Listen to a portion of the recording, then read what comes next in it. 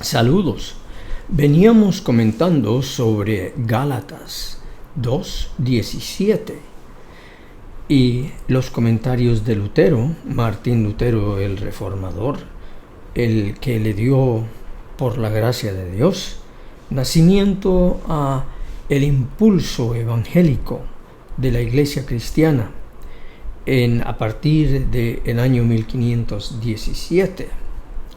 De hecho, ninguna iglesia evangélica de ningún nombre estaría hoy aquí si no hubiera sido por la gracia de Dios dada en ese impulso, mediante ese gran hombre de Dios con muchos defectos, como lo son los así dichos grandes hombres de Dios. Realmente son hombres amados grandemente por Dios y perdonados por Dios, justificados por Dios a pesar de sus muchos defectos.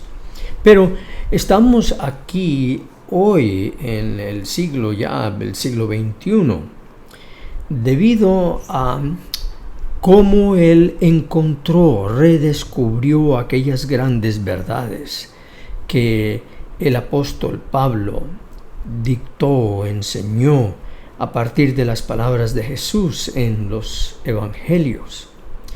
De tal modo que este redescubrimiento necesita hoy ser redescubierto nuevamente por la iglesia evangélica, porque nos hemos olvidado en gran parte de ese precioso evangelio, esa preciosa buena nueva.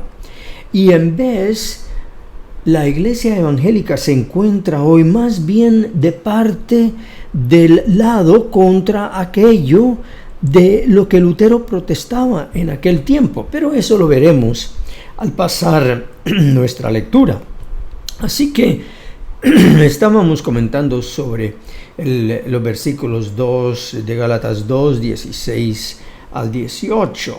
Sin embargo, sabiendo que el hombre no es justificado por las obras de la ley, sino mediante la fe en Cristo Jesús, también nosotros hemos creído en Cristo Jesús para que seamos justificados por la fe en Cristo y no por las obras de la ley, puesto que por las obras de la ley nadie será justificado. Así que habíamos dicho que ese nadie es nadie, ni siquiera la persona más piadosa, más entregada, ese hermano, esa hermanita de la iglesia que usted ve allí orando y como usted quisiera ser como él o como ella, tan entregado, siempre presente en todos los servicios de la iglesia, y participando de corazón y siempre con una palabra de la Escritura en sus labios para usted y para otros. Por nada de eso será justificado. Nadie es nadie. Así que este es el argumento del apóstol Pablo. ¿Por qué? Porque nada de esa santidad puede igualar aquel grande amor y entrega y sacrificio de nuestro Señor Jesús. Y solamente por esa justicia es por la cual somos salvos, cuando nosotros nos aferramos a ella como lo único que nos queda y que nos puede salvar de nosotros mismos en esta vida. Cuando nos aferramos a esa justicia de Cristo por la fe, somos declarados justos no por lo que somos, sino por lo que Cristo ya ha hecho y ya ha sido y es para nosotros. Entonces, a partir del versículo 17, el apóstol Pablo pone en los labios de ciertos individuos que él los llama allí en la epístola a los Gálatas, los llama los falsos apóstoles, la protesta que ellos tenían contra esta doctrina de la justificación. Porque allí el apóstol Pablo pone un pero sí, buscando ser justificados en Cristo. Él allí habla de su propia experiencia, dice el apóstol Pablo: yo busqué ser justificado en Cristo. Pero ¿qué pasó? Una vez que fui justificado por Cristo, vinieron algunos y me dijeron, sí, pero el asunto no es tan fácil.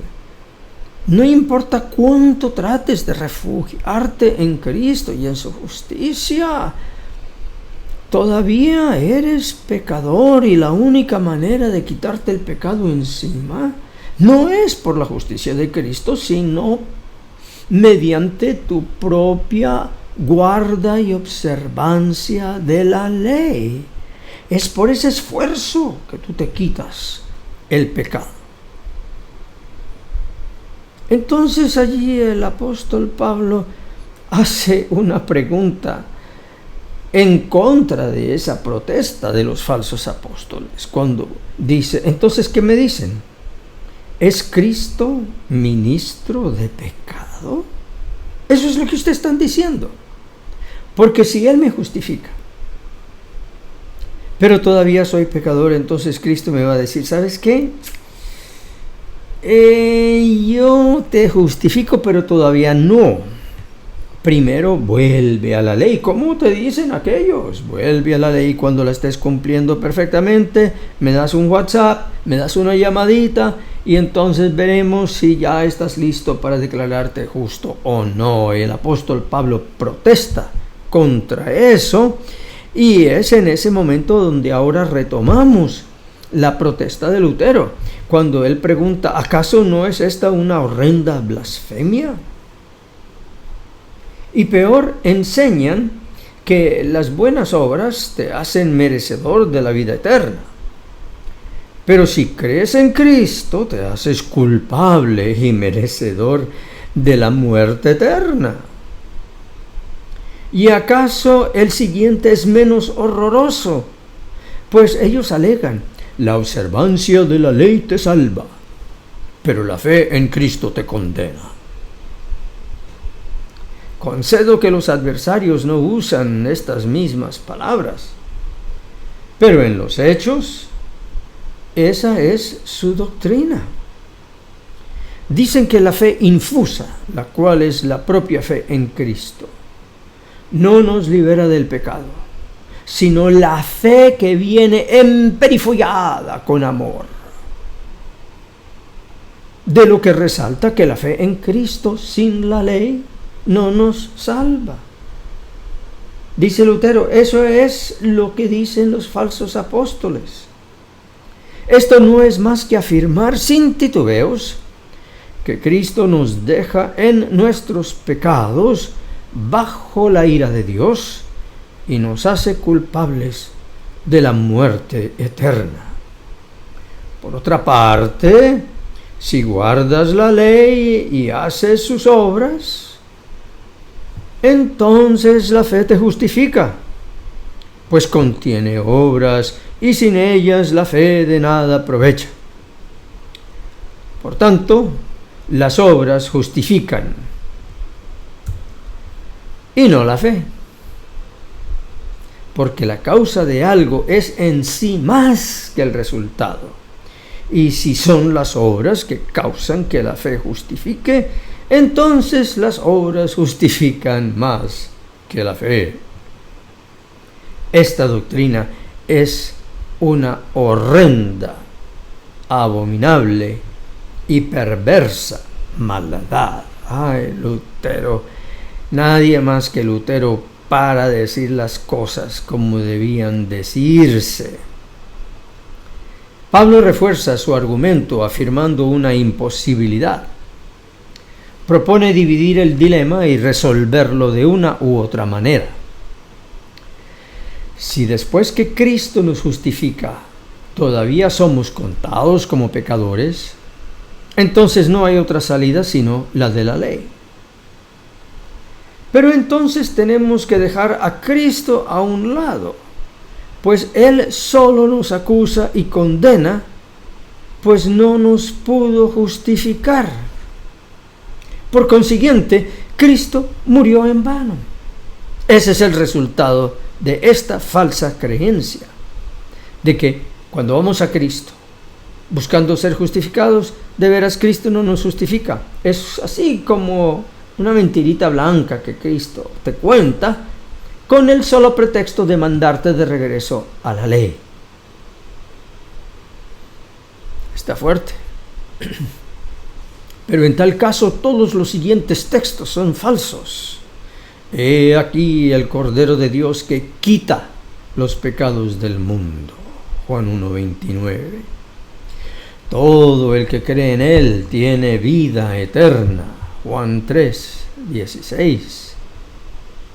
Pero en tal caso, toda la Escritura sería falsa, pues testificaría falsamente que Cristo es el justificador y salvador del mundo. Pues si somos hallados pecadores después de haber sido justificados por Cristo, entonces llegamos a esta inevitable conclusión. Todos los que guardan la ley son justificados aparte de Cristo. Si esto es verdad, entonces, o somos musulmanes, o judíos, o tártaros, profesando el nombre y la palabra de Dios en las apariencias, pero en los hechos y de verdad negando totalmente a Cristo y su palabra. Pero la fe para Pablo no es fingida. Por tanto, es un gran y malvado error afirmar lo siguiente: la fe justifica, pero tiene que estar engalanada por el amor. Sin embargo, si los adversarios a toda costa defienden esta doctrina, ¿por qué entonces no rechazan del todo la fe en Cristo? Pues ellos afirman que la fe no es nada más que una cualidad del alma sin contenido alguno, la cual sin obras no vale para nada. Entonces, ¿por qué no llaman al pan pan y al vino vino? ¿Por qué no lo dicen sin rodeos, que son las obras las que justifican y no la fe? Y de paso, ¿por qué no aprovechan y también niegan a Pablo y al Evangelio entero, como de veras lo hacen? Pues el Evangelio atribuye justicia a la sola fe y no a las obras. Pues si lo que justifica es engomar a la fe con el amor, entonces todo el argumento de Pablo es falso. Pues claramente Pablo lo declara: el hombre es justificado por las obras de la ley, sino por la fe en Jesucristo. Ahí está. Más claro no puede ser. Entonces resalta el versículo 17: es por eso Cristo, ministro de pecado. Los hebreos usaban este tipo de lenguaje. Pablo también lo usó en 2 Corintios capítulo 3. Allí Pablo habla magnífica y claramente de estos dos ministerios: el ministerio de la letra y el ministerio del espíritu, el ministerio de la ley y el ministerio de la gracia, el ministerio de la muerte y el ministerio de la vida. Moisés, dijo Pablo, es el ministro de la ley, tiene el ministerio del pecado, que califica de ira, muerte y condenación. Pablo tiene la tendencia de llamar a la ley con nombres no muy gloriosos. De todos los apóstoles, es el único que habla así de la ley. Los otros no. Y es sumamente necesario que todos los estudiosos de las Sagradas Escrituras comprendan la manera como Pablo habla de la ley. Un ministro de pecado no es nada más que un legislador, un maestro de la ley, que instruye en las buenas obras y el amor. Enseña que el hombre debe sufrir la cruz, las aflicciones, seguir el ejemplo de Cristo y de los santos. El que enseña y requiere esto es un ministro de la ley, del pecado, de la ira y de la muerte. Pues por esta doctrina no hace nada más que aterrorizar y afligir las conciencias de los hombres